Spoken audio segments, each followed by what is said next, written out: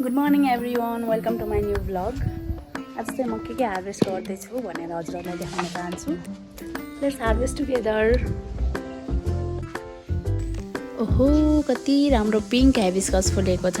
मेरो कपडासँग चाहिँ म्याचिङ भएको छ। अब चाहिँ म यो दुईवटा हार्भेस्टिङ टुल्समा के भर्छु हजुरहरूलाई देखाउन चाहन्छु।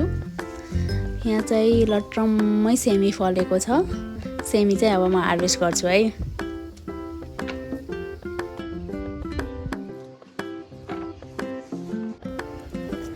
आज चाहिँ मजाले घाम लागेको छ अनि मेरो सेमीहरू पनि एकदमै हार्भेस्ट गर्नको लागि चाहिँ रेडी भएको छ।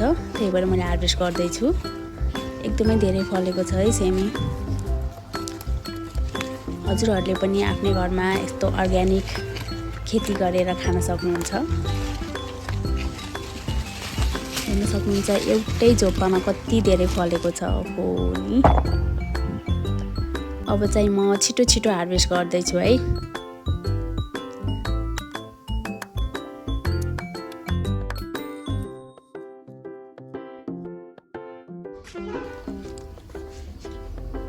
यति धेरै हार्भेस्ट गरिसकेँ मैले। मेरो खुसीको त सीमा नै छैन। यति धेरै हार्भेस्ट गरिसकेँ सेमी चाहिँ।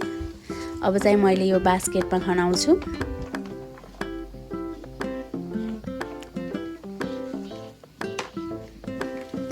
यहाँ भित्र लुकेर चाहिँ अलि धेरै नै फलेको छ। फेरि म यति हार्भेस्ट गरिसकेपछि फेरि यति नै मैले लिएर आइसकेँ। अब यसलाई पनि म यो बास्केटमा खनाइदिन्छु। अलिकति खस्यो, म टिप्दैछु। ल, सेमी चाहिँ आज चाहिँ यति नै है। मेरो सेमी हेर्न सक्नुहुन्छ पुरै बास्केट भरिएको छ। अब चाहिँ म बोडी हार्भेस्ट गर्नतिर लागेँ। बोडी पनि कस्तो मजाले फलेको छ, हेर्न सक्नुहुन्छ। वाउ, मलाई यो बोडीको फुल पनि एकदमै मनपर्छ। कस्तो राम्रो छ हेर्नु न यो फुल चाहिँ।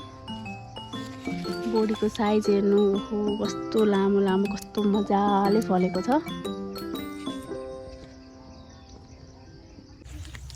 अब बोडी पनि म हार्भेस्ट गर्नतिर लागेँ। यो सिजनको चाहिँ फर्स्ट हार्भेस्ट हो है बोडीको चाहिँ। एकदमै ठुलो लामो फलेको छ।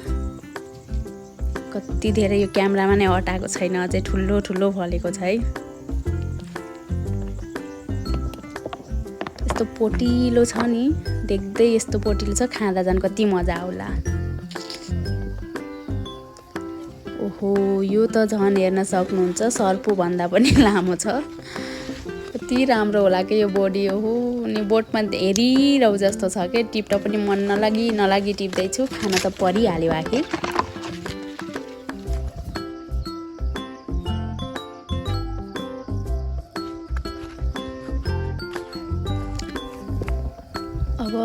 अब लगभग मेरो बोडीको हार्भेस्टिङ नै सकिन लागिसक्यो। हेर्न सक्नुहुन्छ कति मजाले, कति ठुलो छ। हेर्नु न, मेरो ट्रेमा सुद्धा अटा छैन। यता चाहिँ फल्न त एकदमै धेरै फल्न लाग्छ, अलि सानो छ। यसलाई पनि टिप्न मन लाग्यो मलाई। यो कलिलो पनि एकदमै मिठो हुन्छ, त्यही भएर। हेर्न सक्नुहुन्छ मेरो सेमी र बोडी यति धेरै हार्भेस्ट भइसकेको छ। अब चाहिँ म काँक्रो हार्भेस्ट गर्नतिर लाग्छु है। काँक्रो पनि अलि फलेको छ, हेर्न सक्नुहुन्छ।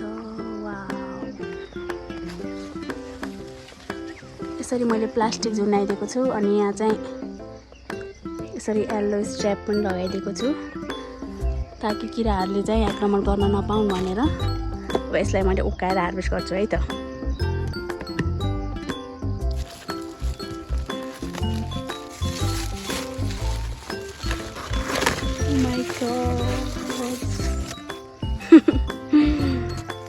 यसरी घुम्रोवाला काँक्रो फलेको छ, तर एकदमै राम्रो हेल्दी नै छ है।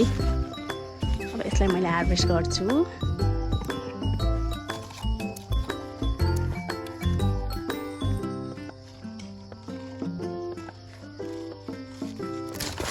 ओप्स, खसी गयो नि। कस्तो राम्रो काँक्रो छ हेर्न सक्नुहुन्छ।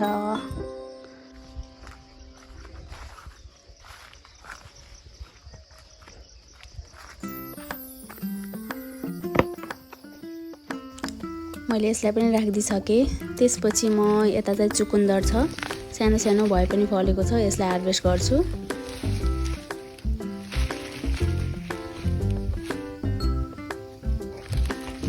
तीनवटा थियो यता चाहिँ, अनि तीनवटा नै हार्भेस्ट गरिसकेँ मैले।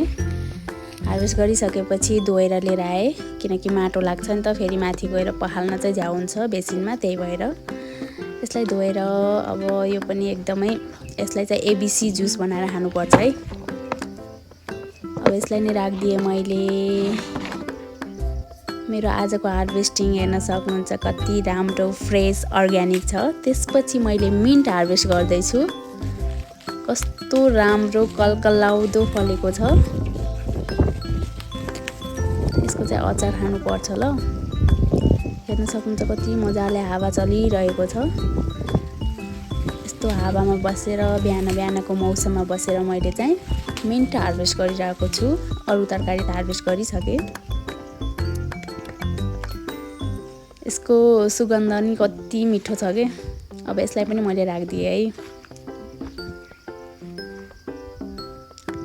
यसपछि हेर्न सक्नुहुन्छ यहाँ के छ, यहाँ स्ट्रबेरी छ। यहाँ स्ट्रबेरी मेरो दिनमा 3-4 वटा त पाकिरहेको हुन्छ।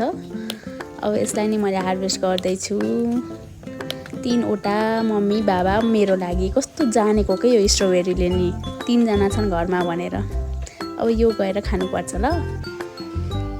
मेरो हार्भेस्टिङ आजको लागि यति नै छ। हेर्न सक्नुहुन्छ मेरो बाल्कनीको भ्यू चाहिँ कति राम्रो आउँछ के मर्निङमा। अनि म चाहिँ यो देखेपछि ह्याप्पी नहुने कुरै भएन। अब मैले यसलाई राखिदिन्छु टेबलमा। त्यसपछि पकाउनु पर्छ।